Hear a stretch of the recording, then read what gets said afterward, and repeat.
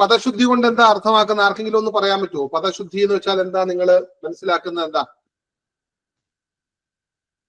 ആരെങ്കിലും ഒരാളൊന്ന് പറയാമോ?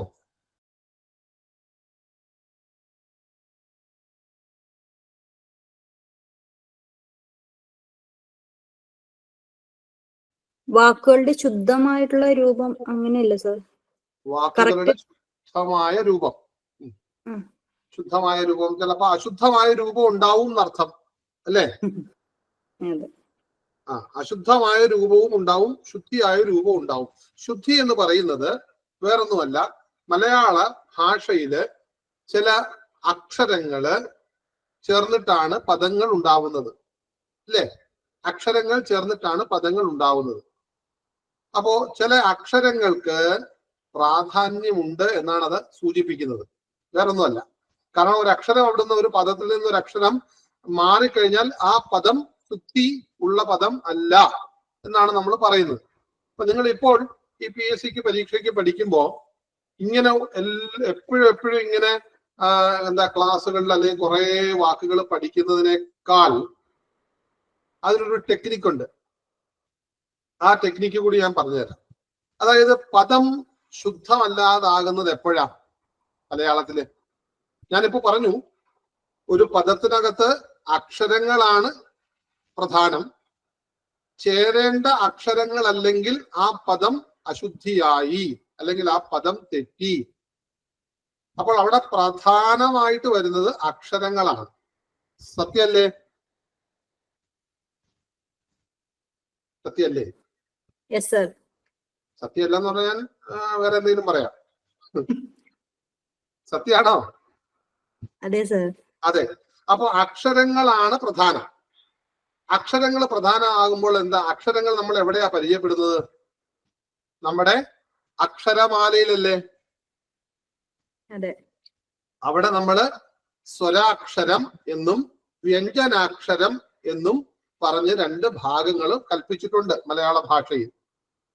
15 സ്വരാക്ഷരങ്ങളും 36 വ്യഞ്ജനാക്ഷരങ്ങളും ചേർന്ന് 51 അക്ഷരങ്ങളുള്ളതാണ് മലയാളത്തിലെ എന്ത്? മലയാളത്തിലെ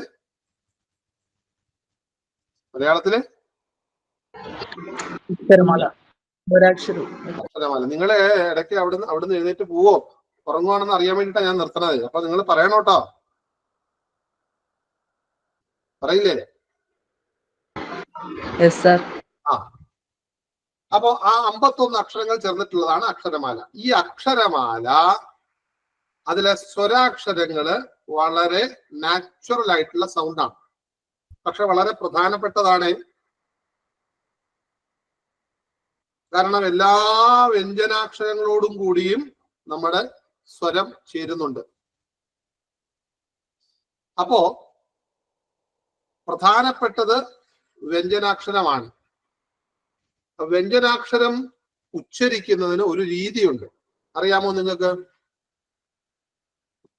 ആരെങ്കിലും മലയാളത്തിലെ വ്യഞ്ജനാക്ഷരം ഒന്ന് പറയാമോ? ഉച്ചരിക്കാമോ?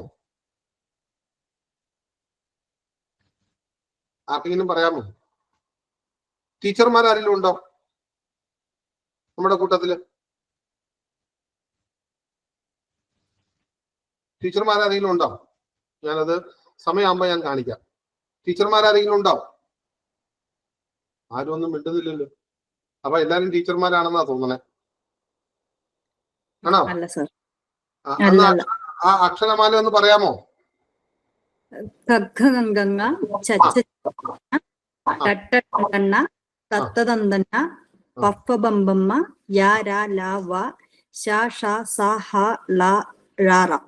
ഇതാണ് പ്രശ്നം. ഇങ്ങനെ ഒരു മലയാള അക്ഷരമാല നമുക്കില്ല. ഞാൻ വിഷമിക്കാൻ പറഞ്ഞല്ല കേട്ടോ. നമ്മൾ ഒരാളുടെ മാത്രം പ്രശ്നമല്ല, അത് മൊത്തം എല്ലാവരുടെയും ഒരു പ്രശ്നമാണ്. ഏത്? ഈ വ്യഞ്ജനാക്ഷരം ഉച്ചരിക്കാൻ അറിയാത്തത്. അതാണ് നമുക്ക് എന്ത് പറ്റുന്നത്? പദശുദ്ധി പോലെയുള്ള വിഷയങ്ങൾ നമ്മുടെ PSC പരീക്ഷയിലൊക്കെ ചോദിക്കുമ്പോൾ നമ്മൾ ഇങ്ങനെ കുറെ അധികം വാക്കുകൾ ഇങ്ങനെ പഠിച്ചു വെക്കും. ഇനി ഏതൊക്കെ ചോദിക്കുമാവോ? ആകെ ടെൻഷനാണ്. ഏത് വാക്കാണോ? ഇത് വരുന്നതിന്റെ കാരണം ഈ അക്ഷരമാല നമുക്ക് വ്യക്തമല്ല.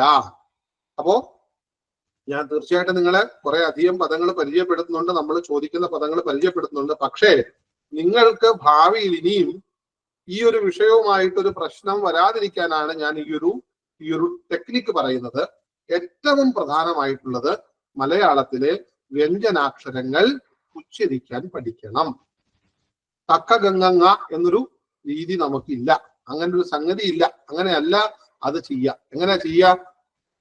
നമ്മള് കേട്ടിട്ടുണ്ടല്ലോ, ഖരം, അതിഖരം, മൃദു, ഘോഷം, അനുനാസികം. ഇങ്ങനെ 5 രീതിയിലാണ് നമ്മുടെ 5 അക്ഷരങ്ങള് 5 ലെറ്റേഴ്സ് ഇങ്ങനെ കൊടുത്തിട്ടുള്ളത് അല്ലേ? ശ്രദ്ധിച്ചിട്ടുണ്ടോ? ഖരം, അതിഖരം, മൃദു, ഘോഷം, അനുനാസികം. വെറുതെ ഞാൻ ഇവിടെ വന്നിട്ട് കുറെ വാക്കുകൾ നിങ്ങളെ പഠിപ്പിച്ചുകൊണ്ട് കാര്യമില്ല. ഇതിന്റെ കൃത്യത എന്താണെന്ന് നിങ്ങൾക്ക് മനസ്സിലാക്കിയാൽ നിങ്ങൾക്ക് തന്നെ താൻ ഒരു ക്വസ്റ്റ്യൻ പേപ്പർ കിട്ടുമ്പോൾ ആ വാക്ക് ശരിയാണോ തെറ്റാണോ നിങ്ങൾക്ക് മനസ്സിലാവും. അതല്ലേ ഞാൻ പഠിപ്പിക്കേണ്ടത്. അത് കഴിഞ്ഞിട്ട് നമുക്ക് നമ്മുടെ പദങ്ങളിലേക്ക് പോകാം. പക്ഷെ നിങ്ങൾ അല്ലെങ്കിൽ എന്താ, നിങ്ങൾ പഠിക്കാത്ത ഒരുപാട് പദങ്ങൾ ചിലപ്പോൾ ചോദിക്കും. കാരണം മലയാളത്തിന് പദങ്ങൾക്ക് ഒരു പഞ്ഞവും ഇല്ല. കാരണം 51 അക്ഷരങ്ങൾ കൊണ്ട് ഉണ്ടാക്കാൻ പറ്റുന്ന ലക്ഷോപലക്ഷം വാക്കുകൾ മലയാളത്തിലുണ്ട്. നിങ്ങൾക്കറിയാമല്ലോ, ശ്രീകണ്ഠേശ്വരത്തിന്റെ ഡിക്ഷണറി എടുത്ത് നോക്കിയാൽ നിങ്ങൾക്കറിയാം എത്ര വലുതാന്നുള്ളത്. അതിനപ്പുറത്തും പദങ്ങളുണ്ട്. അപ്പൊ എവിടുന്ന് വേണമെങ്കിലും പദങ്ങൾ ചോദിക്കാം. ചോദിക്കുമ്പോ ഇതെല്ലാം പഠിച്ചു വെച്ചുകൊണ്ട് പോകാൻ പറ്റില്ല. പക്ഷെ ഈ ഒരു വിഷയം നിങ്ങളുടെ മനസ്സിലുണ്ടെങ്കിൽ, അതായത് അക്ഷരമാല എങ്ങനെയാണ് ഉച്ചരിക്കേണ്ടത് എന്ന് മനസ്സിലാക്കിയാൽ ഒരു 80% നിങ്ങളുടെ പദശുദ്ധിയിൽ മാർക്ക് നിങ്ങൾക്ക് വാങ്ങിക്കാം.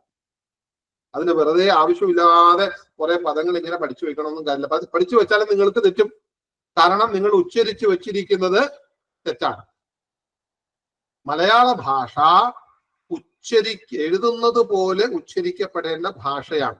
പക്ഷേ നമ്മുടെ ഒരു വൈപരീത്യം എന്തെന്ന് വെച്ചാൽ നമുക്ക് ഒരുപാട് ദേശഭേദങ്ങളുണ്ട്. തിരുവനന്തപുരത്ത് സംസാരിക്കുന്ന ഭാഷയല്ല എവിടെ എറണാകുളത്ത് സംസാരിക്കുന്നതല്ല കോഴിക്കോട് സംസാരിക്കുന്നത്, ആ കോഴിക്കോട് സംസാരിക്കുന്നതല്ല കാസർഗോഡ് സംസാരിക്കുന്നത്. അപ്പൊ അതിനെ ദേശഭേദം എന്ന് പറയും. മാത്രമല്ല നമുക്ക് 2 തരം ഭാഷകൾ വന്നുപോയി. വരമൊഴിയും വാമൊഴിയും എന്ന് പറഞ്ഞ് 2 ഭാഷകൾ വന്നുപോയി. വാസ്തവത്തിൽ അങ്ങനെ ഒരു വേർതിരിവ് ഉണ്ടാകുന്നത് ശരിയല്ല, ഉണ്ടാക്കാൻ പാടില്ല. മലയാളത്തില് വരമൊഴിയാണ് പ്രധാനം. എങ്ങനെയാണോ എഴുതുന്നത് അതുപോലെ തന്നെ ഉച്ചരിക്കപ്പെടേണ്ട ഭാഷയാണ് മലയാളം.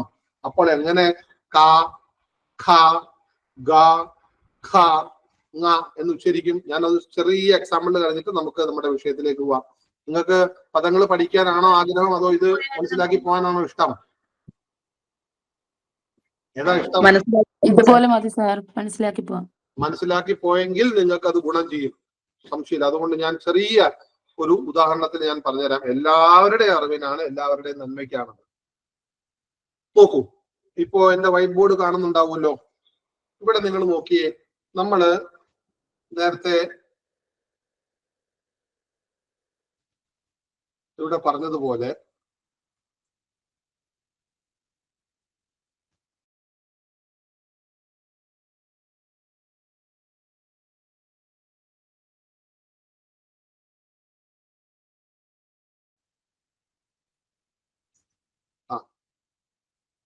ക, ഇതിനാണ് കക്ക ഗംഗ നമ്മൾ പറഞ്ഞത്. ഇല്ലേ? ഇതിനെ എങ്ങനെ ഉച്ചരിക്കുക നോക്കിയേ.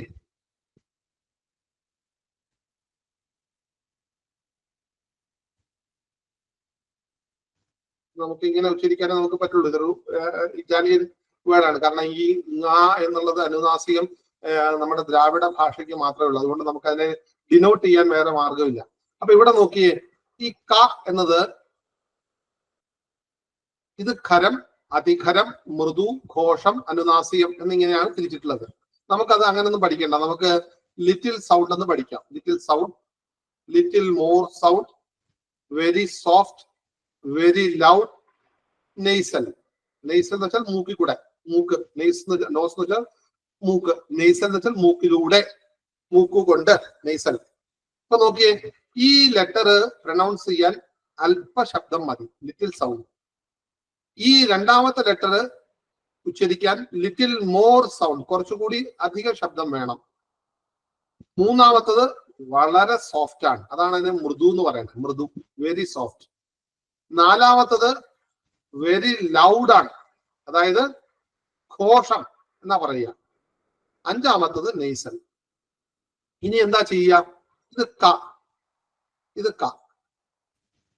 ഈ രണ്ടാമത്തെ ലെറ്ററിന്റെ പ്രൊനൗൺസിയേഷൻ കിട്ടാൻ എന്ത് ചെയ്യണം? ക പ്ലസ് ഹ. ഇതൊരു ഘോഷിയാണ്. ക പ്ലസ് ഹ, ഇത് കൂട്ടിയാൽ നമുക്ക് രണ്ടാമത്തത് കിട്ടും. ഈ ലെറ്റർ പ്രൊനൗൺസ് ചെയ്യാനുള്ള ടെക്നിക്ക് കിട്ടും. ഇനിയോ ഈ ഗ പ്ലസ് ഹ കൂട്ടിയാൽ നാലാമത്തെ ലെറ്റർ കിട്ടും. ഇതാണ് ഇതിന്റെ ടെക്നിക്ക്. ഈ രണ്ട് ലെറ്റർ ആണ് നമ്മൾ എപ്പോഴും കൂടുതൽ നമുക്ക് കൺഫ്യൂഷൻ വരുന്നത്. അപ്പോ ക പ്ലസ് ഹ, ഖ, ഖ ആയി. ഗ പ്ലസ് ഹ, ഘ.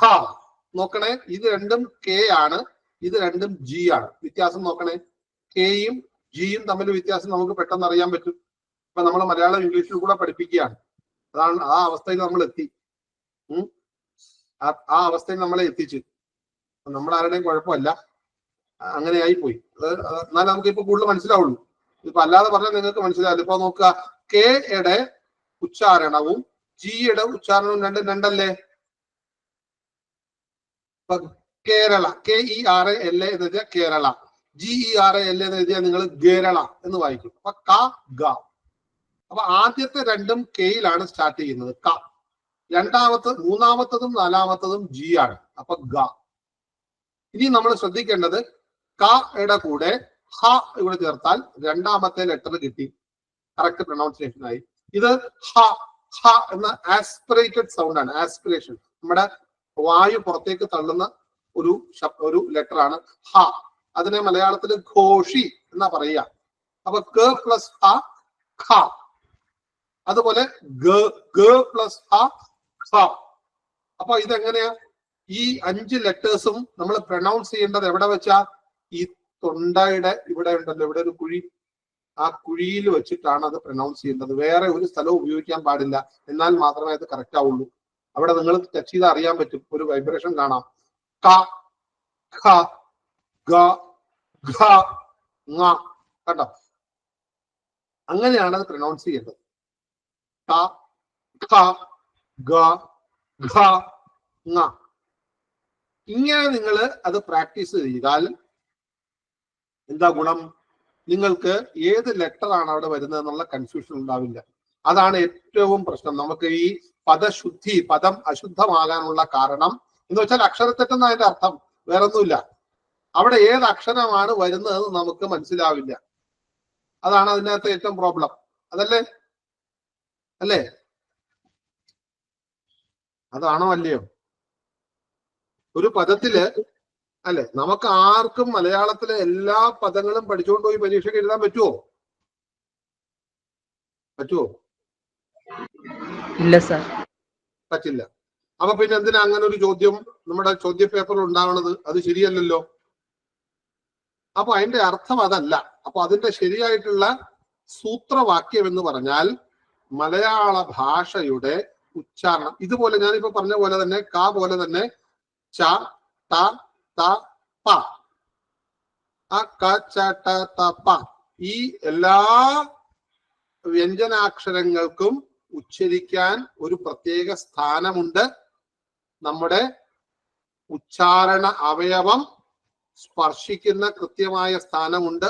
ഓരോ ദിവസവും ഞാൻ അതിനെക്കുറിച്ച് ഞാൻ പറഞ്ഞുതരാം. അപ്പോഴത്തേക്ക് ക്ലാസ് കഴിയുമ്പോഴത്തേക്ക് നിങ്ങൾക്ക് ഇതിനെക്കുറിച്ചൊരു ധാരണയാണ്. ബാക്കിയൊക്കെ നിങ്ങൾക്ക് എളുപ്പത്തിൽ പഠിക്കാവുന്ന കാര്യമാണ്. ഇത് നമുക്ക് അങ്ങനെ പഠിക്കാനേ പറ്റുള്ളൂ. ഞാനിവിടെ കുറെ അധികം പദങ്ങൾ നിങ്ങൾക്ക് തരുന്നു. അത് പഠിക്കുന്നതുകൊണ്ട് തെറ്റില്ല, പക്ഷേ പഠിച്ചത് കൊണ്ട് പ്രയോജനമായോ നിങ്ങൾ ആലോചിക്കണം. കാരണം അവിടെ വരുമ്പോൾ വേറൊരു പദം ചോദിച്ചാൽ ഇത് ശരിയാവുന്നത് എങ്ങനെ, അത് ഉച്ചരിച്ചു നോക്കുമ്പോൾ നിങ്ങൾക്ക് അറിയാൻ പറ്റും. അപ്പൊ നിങ്ങൾക്ക് പദത്തിന്റെ സെൻസ് കിട്ടും. അങ്ങനെയാണ് നമുക്ക് പല അക്ഷരത്തെറ്റും മാനിക്കാൻ പറ്റുക. അക്ഷരത്തെറ്റ് ഉണ്ടാകുന്നതിന്റെ കാരണം ഏതെങ്കിലും ഒരു പദത്തിലെ അക്ഷരം അതാണോ ഇതാണോ എന്നൊരു കൺഫ്യൂഷൻ നമുക്ക് വരുമ്പോഴാണ് ഈ തെറ്റ് സംഭവിക്കുന്നത്, അല്ലേ? ഫോർ എക്സാമ്പിൾ നമുക്ക് നോക്കാം. നോക്കിയേ, ഇവിടെ ആദ്യത്തെ പദം നോക്കിയേ. ഞാൻ ഇവിടെ തെറ്റ ശരിയെന്ന് എഴുതിയിട്ടുണ്ട്. ശരിക്കും പറഞ്ഞാൽ അത് എഴുതാൻ പാടില്ലായിരുന്നു, എഴുതാതെ നിങ്ങളുടെ അടുത്ത് ചോദിക്കണമായിരുന്നു. ആദ്യത്തെ വാക്ക് അഞ്ജലി എന്നാണ്, അല്ലേ? അഞ്ജലി. എങ്ങനെ നമുക്ക് അത് പ്രൊനൗൺസ് ചെയ്യാൻ പറ്റും? ആരെങ്കിലും ഒന്ന് പ്രൊനൗൺസ് ചെയ്യാമോ? ആരെങ്കിലും ഒന്ന് ഉച്ചരിക്കാമോ?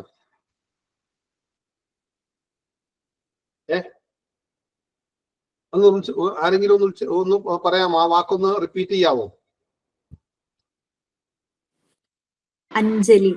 എല്ലാരും പോയോ? ഞാനും അഞ്ജലി. പൊക്കോട്ടെ? പൊക്കോട്ടെ? വേണ്ട സർ. വേണ്ടേ? എന്നാ പറ. അഞ്ജലി. അഞ്ജലി. ആ നോക്കിയേ, ആ ഞാ പറഞ്ഞപ്പോ ഞാ എന്നുള്ളത് നെയ്സൽ ലെറ്റർ ആണ്, അനുനാസികമാണ്. ആ മൂക്ക് നിങ്ങളുടെ ഒന്ന് ഷ്രിങ്ക് ചെയ്തൊന്ന് നിങ്ങളൊന്ന് നോക്കിയേ. അഞ്ജലി. അഞ്ജലി.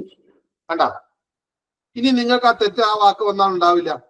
കാരണം നിങ്ങൾക്കറിയാം ആ കഴിഞ്ഞാൽ പിന്നെ വരുന്നത് അനുനാസികമാണ്, ജായല്ല. ഇത് പലർക്കും തെറ്റുന്നതാണ്.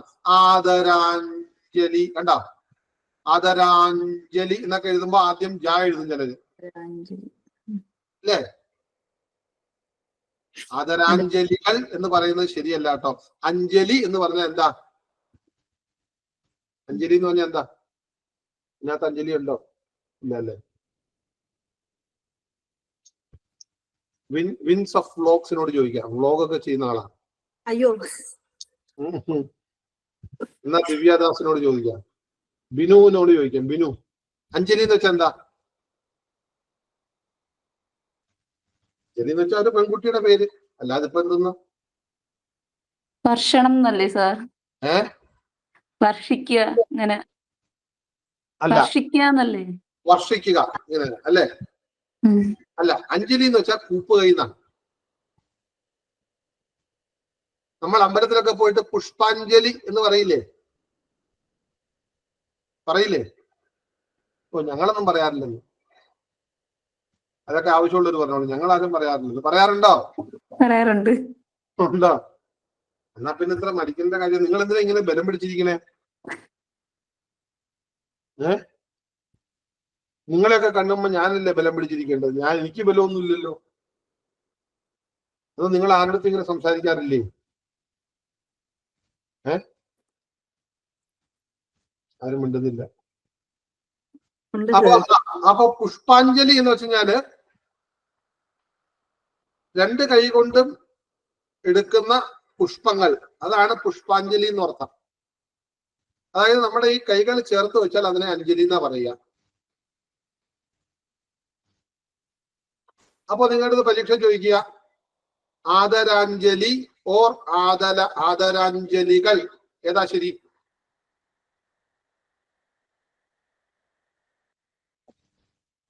ഏതാ ശരി? ആദരാഞ്ജലി. വിനു ഒന്നും ഉണ്ടാറില്ലല്ലോ. ആദരാഞ്ജലി. ആദരാഞ്ജലി എന്നേ പറയാവുള്ളൂ, ആദരാഞ്ജലികൾ എന്ന് പറയരുത്. ഇങ്ങനെ വെച്ചാൽ നമുക്ക് ഒറ്റ കൂപ്പുകൈയല്ലേ ഉള്ളൂ, ഒരുപാട് കൂപ്പുകൈകൾ ഉണ്ടാവുമോ? ആദരത്തോടെയുള്ള കൂപ്പുകൈ എന്നാണ് ആദരാഞ്ജലി എന്ന വാക്കുകൊണ്ട് അർത്ഥമാക്കുന്നത്. നിങ്ങൾ എല്ലാവരും ഇതുവരെ ആദരാഞ്ജലികൾ എന്നല്ലേ നിങ്ങൾ വാട്സാപ്പിലൊക്കെ ടൈപ്പ് ചെയ്തുകൊണ്ടിരുന്നത്, അല്ലേ? ആണോ അല്ലയോ? ആണ് സാർ. അത് പറയാനുള്ളൊരു ബുദ്ധിമുട്ടാണല്ലേ, വേറെ ഒന്നും കൊണ്ടല്ല. സാരല്ല, എന്റെ അടുത്തല്ലേ, നമ്മൾ മാത്രമല്ല കേൾക്കുന്നുള്ളൂ, കുഴപ്പമില്ല. അപ്പൊ ഇനി മുതല് അതൊക്കെ ചോദിക്കും. കഴിഞ്ഞ UPSC എക്സാമിന് അത് ചോദിച്ചിട്ടുണ്ടായിരുന്നു.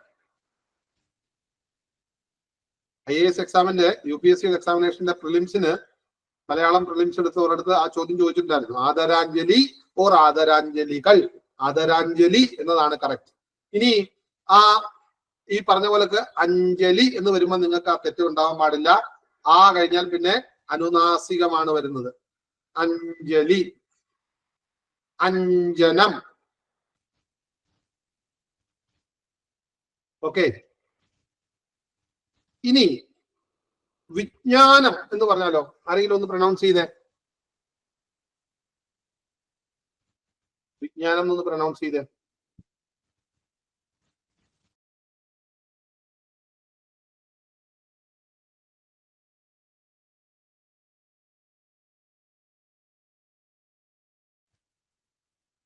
ഞാൻ തന്നെ പ്രൊനൗൺസ് ചെയ്യേണ്ടി വരും.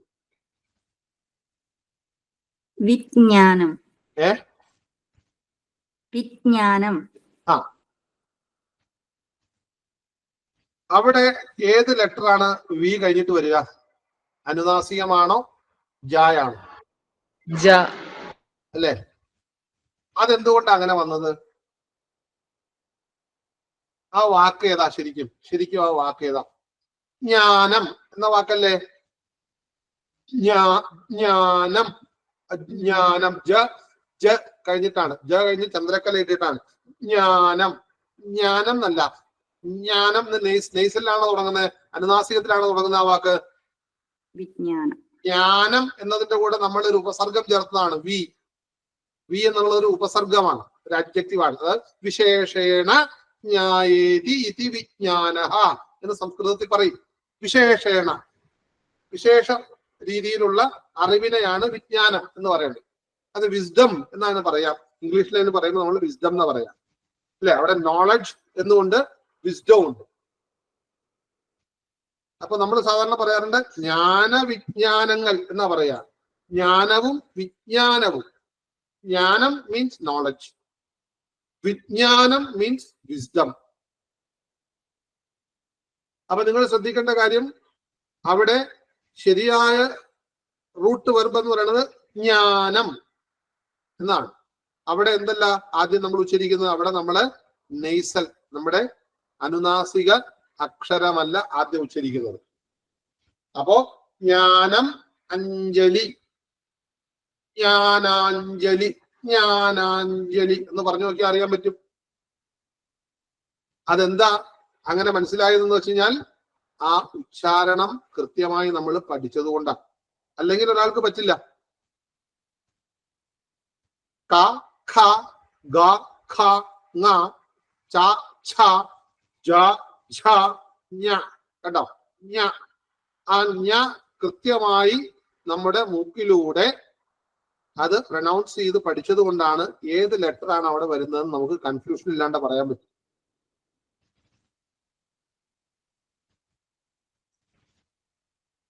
ഇനി നിങ്ങളത് ഉച്ചരിച്ചു നോക്കുമ്പോൾ നിങ്ങൾക്ക് അറിയാൻ പറ്റും, തെറ്റില്ല നിങ്ങൾ. അതുപോലെ നമുക്ക് ഒന്ന് നോക്കാം.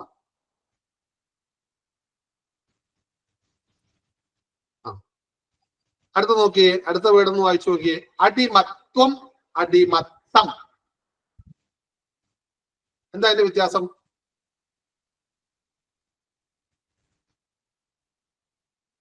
ഇത് ഇതിനകത്ത് എഴുതിയേക്കുന്നത് ശരിയാണോ? ആണോ? ആരെങ്കിലും ഒന്ന് പറയാൻ. ഈ അടിമത്തം തെറ്റാണോ?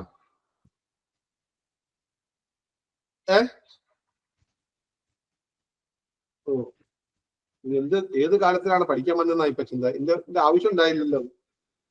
ഇതല്ലേ ഇപ്പൊ ചിന്തിക്കണേ? എല്ലാരും പോയോ? ആരും ഒന്നും മിണ്ടാത്ത എന്താ? ഈ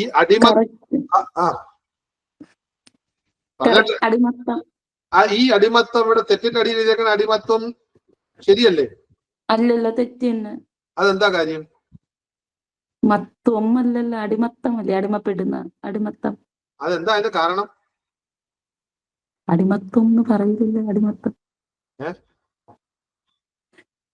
അതെന്താ അതിന്റെ കാരണം?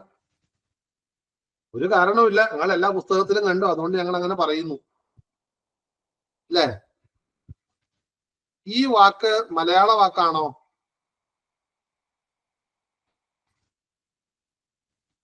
ആണോ?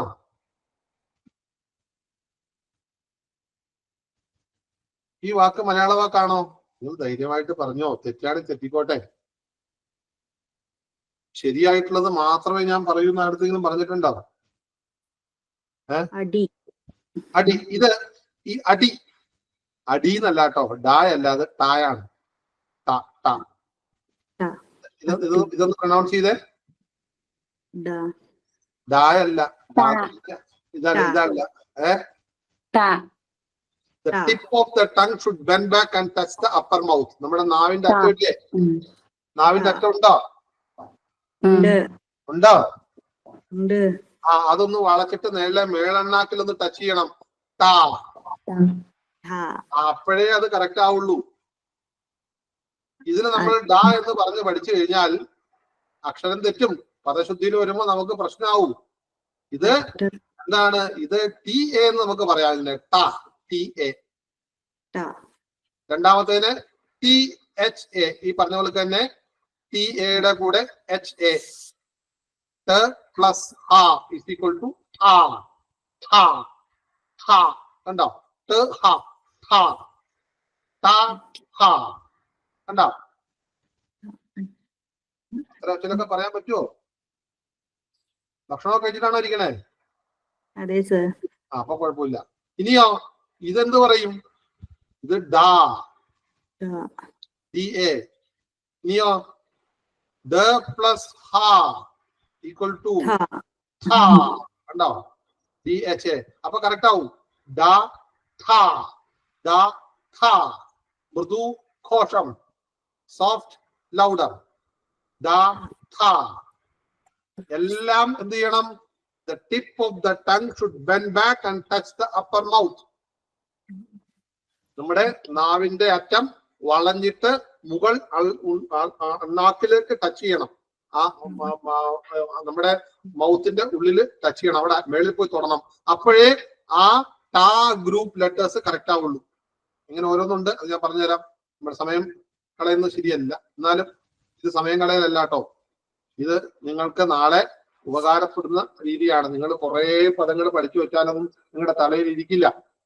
വളരെ ഷോർട്ട് കട്ടായിട്ട് പഠിക്കാൻ പറ്റുന്ന വഴി ഇതാണ്. ഇത് സിമ്പിൾ ആയിട്ട് പഠിക്കാം, അത്രേ ഉള്ളൂ. അപ്പൊ ഞാനിപ്പോ പറഞ്ഞു വന്നത് എന്താ? അടി. ഇതെന്ത് വാക്കാ? ഇത് മലയാള വാക്കാണോ സംസ്കൃതമാണോ? മലയാളം. മലയാളം. ഇതെന്ത് വാക്കാ? സംസ്കൃതം അല്ലേ? മലയാളവും ഈ സംസ്കൃതത്തിന്റെ പ്രത്യേകം കൂടി ഒരിക്കലും ചേരില്ല, ചേർത്ത് പറയില്ല. തെറ്റാണ്. അങ്ങനെ പറയുന്നത് മലയാളത്തിൽ ശരിയല്ല. അതുകൊണ്ട് നമ്മൾ എന്ത് ചെയ്യും? അടിമത്വം എന്ന് പറയില്ല. അടിമ എന്ന വാക്ക് സ്ലേവ് അല്ലേ? അടിമ, സ്ലേവ്, അടിമ. ഇത് ശുദ്ധമായ മലയാള പദമാണ്. ഇതിന്റെ കൂടെ നമ്മൾ സംസ്കൃതത്തിലെ ത്വം ചേർക്കില്ല. മലയാള പദത്തിന്റെ കൂടെ സംസ്കൃതത്തിന്റെ ഒരു പ്രത്യേകം ചേർത്ത് ത്വം, തഹ ഇതൊന്നും നമ്മൾ ചേർക്കാറില്ല. അതിന് പകരം നമ്മൾ എന്ത് ചെയ്യും? മലയാളം തന്നെയാണ് ചേർക്കുക. അടി മ തം. മുതലാളി, മുതലാളി, മുതലാളി, മുതലാളിത്തം. മുതലാളിത്തം. പിന്നെയോ വിഡ്ഢി, വിഡ്ഢിത്തം.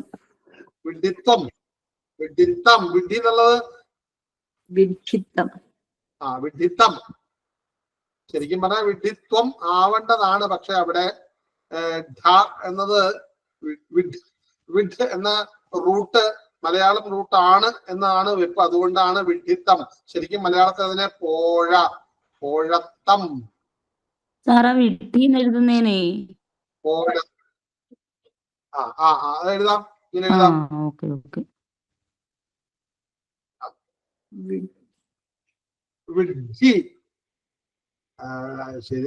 അത് ഇന്നത്തെ ഇപ്പോ ഈ ഒരു ലെറ്ററിനൊക്കെ കുറവുണ്ട്. വിഡ്ഢി, വിഡ്ഢി എന്നാണ്. കാരണം അധ്യാപകന് നമ്മൾ ഇന്ന് എങ്ങനെ എഴുതുന്ന അധ്യാപകൻ എന്നുള്ള വാക്ക്, അധ്യാപകൻ എന്നുള്ള വാക്ക് എങ്ങനെ എഴുതുന്നതിന് നമ്മള്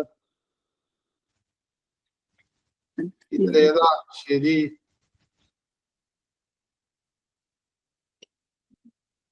ഇതിലേതാ ശരി? രണ്ടാമത്തത്. രണ്ടാമത്തത്. ഇതാണോ ശരി?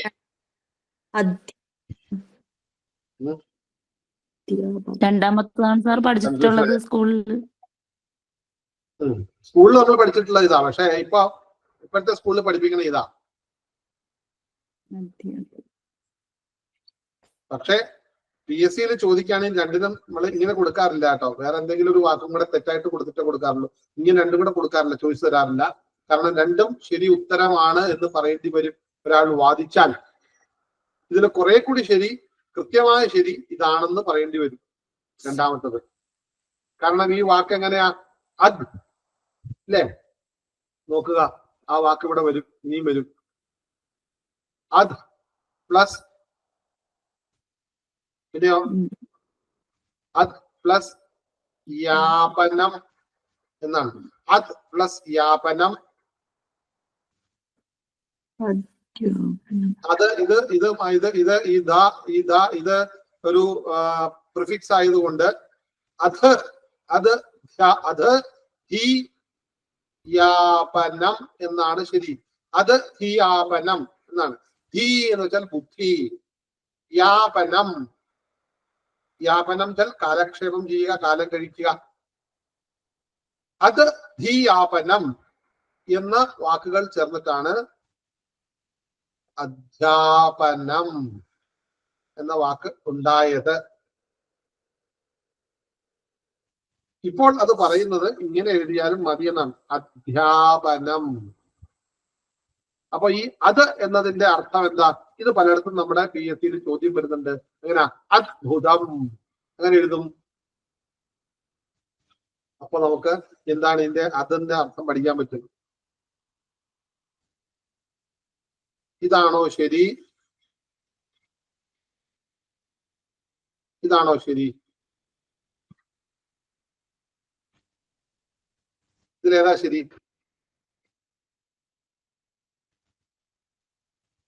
രണ്ടാമത്തെ. രണ്ടാമത്. അപ്പോ ഇതാണോ ശരി? ഇതാണോ ശരി?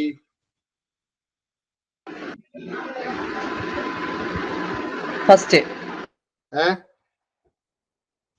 ഇതെങ്ങനെ നിങ്ങൾ പറയുന്നത്?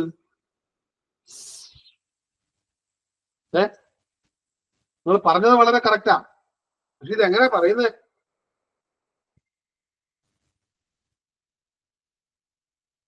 ആ പറയണമെങ്കിൽ നമ്മൾ എന്ത് ചെയ്യണം? ഈ അത് എന്നുള്ള ആ പ്രത്യയത്തിന്റെ അർത്ഥം പഠിക്കണം, അല്ലേ? അത് ഉദ്. ഇനിയുണ്ട്, ഇനിയും നമുക്ക് പ്രശ്നം വരുന്നുണ്ട്. ഉദ്ഘാടനമാണോ ശരി? ഉദ്ഘാടനമാണോ ശരി? ഉദ്ഘാടനം. ഉദ്ഘാടനം ആണോ ശരി? ഉദ്ഘാടനം ആണോ ശരി? രണ്ടാമത്തത് ഉദ്ഘാടനം. കറക്റ്റാണ് നിങ്ങൾ പറയണത്, പക്ഷെ ഇത് എങ്ങനെ സാധിക്കുന്നു? അതാണ് എന്റെ സംശയം. എന്തുകൊണ്ട് ഉദ്ഘാടനം ശരിയല്ല? അതൊന്നും ഞങ്ങൾക്ക് പഠിക്കേണ്ട കാര്യം തൽക്കാലമില്ല. ഞങ്ങൾക്ക് കൃത്യമായിട്ടുള്ളത് മനസ്സിലായിട്ടുണ്ട്, അത് മതി. അതാണോ? അല്ല, ഇത് വേറെ ചില സമയത്ത് വരുമ്പോ പ്രശ്നം വരും. നോക്കൂ, ഈ ഇപ്പോ ഉൽപ്പതിഷ്ണു, സോറി, ഞാൻ ഒന്നുകൂടെ വായിച്ചിട്ട് എഴുതാം.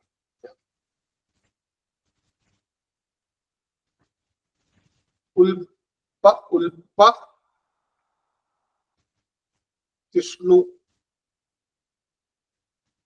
ഉൽപ്പതിഷ്ണു, ഇതിലേതാ ശരി? ഫസ്റ്റ് ഉൽപ്പതിഷ്ണു. അതെന്താ ഇവിടെ ഈ ഉൽപ്പതിഷ്ണു ആവാത്തത്? അപ്പോൾ ഈ ഉദ്ദിന്റെ പ്രയോഗം നമ്മുടെ ഭാഷയിൽ ഒരുപാട് വരുന്നുണ്ട്. PSC ചോദ്യത്തിലും ധാരാളം ഈ വാക്കുകൾ വരും. അപ്പോൾ ഇത് എവിടെയെല്ലാം വരും, ശരിയാണോ എന്നറിയാൻ ഒരു ടെക്നിക്ക് ഉണ്ട്. ഉദ് എന്നും ഉൽ എന്നും ഉള്ള രണ്ട് ഉപസർഗങ്ങളെ കുറിച്ച് പറയണം. അപ്പൊ നമ്മള് ഉത്സവം എന്ന് പറയുമ്പോ ഉത്സവം,